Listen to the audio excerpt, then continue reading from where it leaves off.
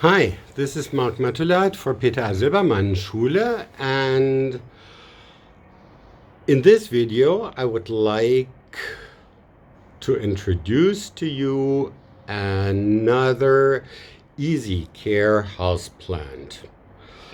Easy care and almost indestructible and a beauty. I love it, and I'm going to show you the plant that I want to introduce to you in a moment. So if you say you have no time for houseplants, you have no green thumb, then this is for you, so stick around. Look at this beauty.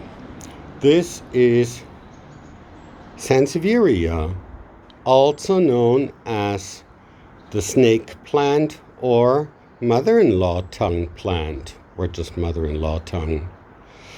So this is a variegated variety, and here this little baby is another variegated variety, much smaller, because this is more or less, well, maybe it is no longer a baby, but it's still a young plant. And this one here is, I don't know, several years old. I've had it for 3, 4, 5 years, probably something like that. And it's been growing ever since, so next year I probably need to repot it, because I have the impression that this one is beginning to outgrow its pot. There is, I thought I saw a young one here. Huh? No? No. Too bad. Okay, let's see if there is another young one here. I don't think, yeah, there's a young one here. See here? And this is what the young ones look like. So new plants start growing from the root ball, and well, in the course of time there is a need to repot them, because the plants, especially when they're growing new stems, will be outgrowing their pot, and we need to repot them. Okay? So let's talk about exposure. Exposure is not difficult. You can keep it in highlight situations. You can grow them in medium to low light places. The plant actually can deal with any light situation. In the summer, when you move it to your balcony, it can even take the full sun. I mean, before it gets the full sun, it should acclimatize to natural sunlight.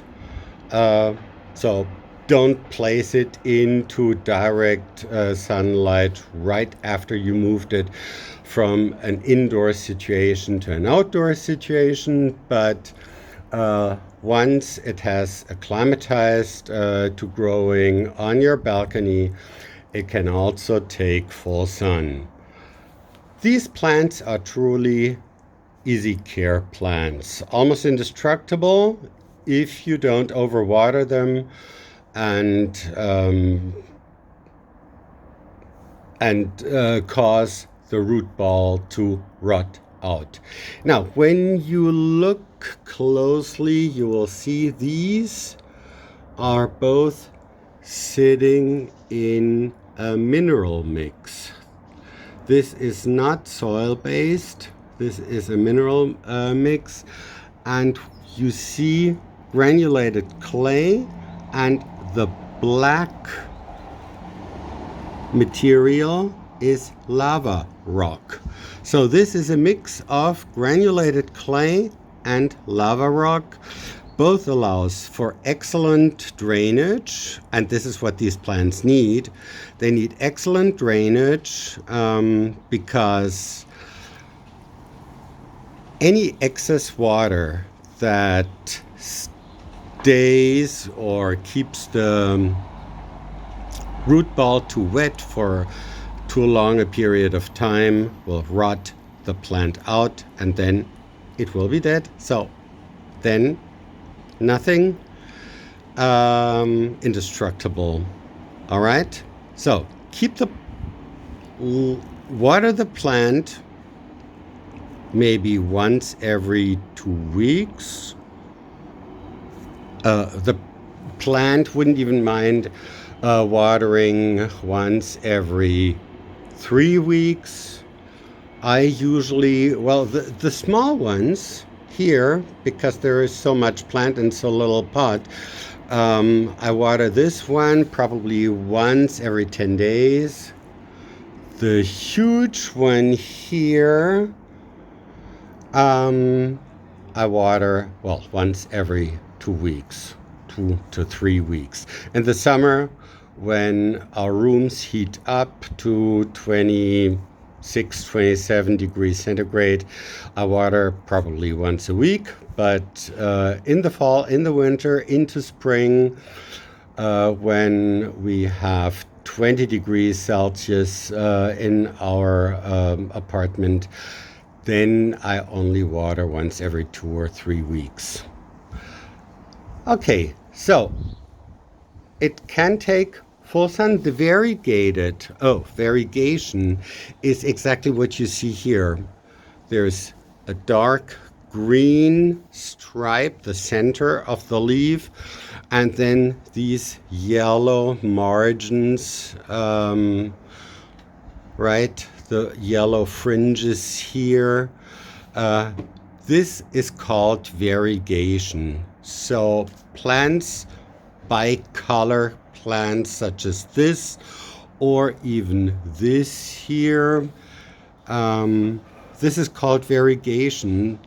And all variegated varieties of a species need more light than the regular non-variegated varieties.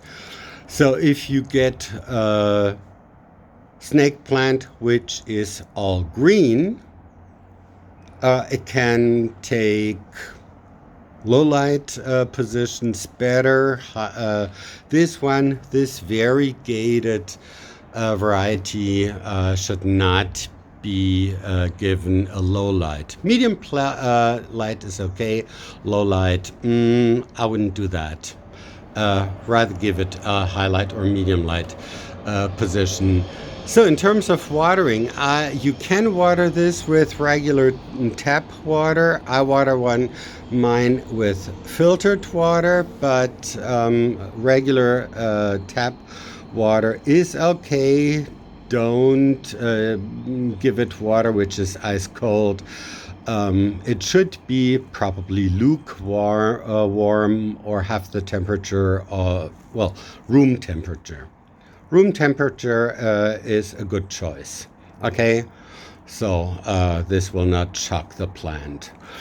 Fertilizing, well, since this is a succulent, it doesn't need a lot of feeding. I feed mine probably once a month. Yeah, once a month probably. And again, a weak solution, meaning half the dose of what is recommended by the liquid fertilizer on the bottle. So personally, I always feed my plants with a liquid fertilizer, and I follow the instructions on the bottle, on the fertilizing bottle. But when it comes to fertilizing cacti and succulents, and this is a succulent because it can store water in these leaves, then I go down to half the dose. Okay? Pests. Well, yes.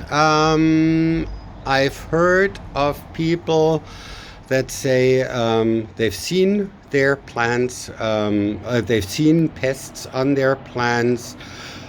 Mealybugs, scale. Mealybugs are those white little insects, very sticky, but you can recognize them quite well because they have this white cottony substance around them, and you can dab them with some rubbing alcohol. So you take a Q-tip, dab them and remove them from the plant, and after that you may spray the plant with a solution concocted from water, rubbing dish soap, a liquid dish soap, and probably rubbing alcohol. Okay? And you spray this and you repeat that procedure once a week over a period of 2 or 3 weeks. So it would be 3 washings, and then your mealybugs should be gone.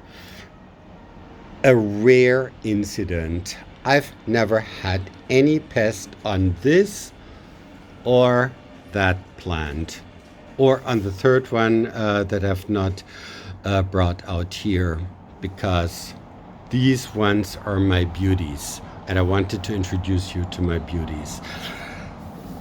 Pets.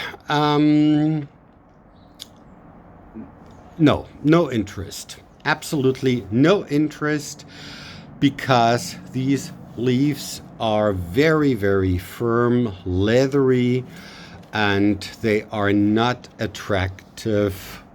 Look here, very, very robust and firm and unattractive to pets. So I've never seen any of my 3 cats go near this plant and even try. Okay? I think it is slightly toxic, but it wouldn't do anybody any harm unless you chew it, and I promise you will not chew this, because it will not be fun chewing this. So don't even try. Okay, so I think I've said everything that I meant to say about this plant. I recommend it. Oh, this is not a big deal, and I mean this literally. So it doesn't cost a lot of money. The small ones are available at, I don't know, 2 or 3 euros. A large plant is a little more than that, of course, but it's still quite an inexpensive plant. You can find these plants anywhere, even in supermarket or in discount markets. You find it, of course, you find it in DIY stores with a garden department, in nurseries, in garden centers. So if you're interested in this plant, you will find it everywhere and anywhere. So if you like, run along, get one, and find a place for it where you see it and where you can enjoy the plant. Okay, thanks for watching, and happy gardening. I'll catch you in the next video. All right, so for the moment,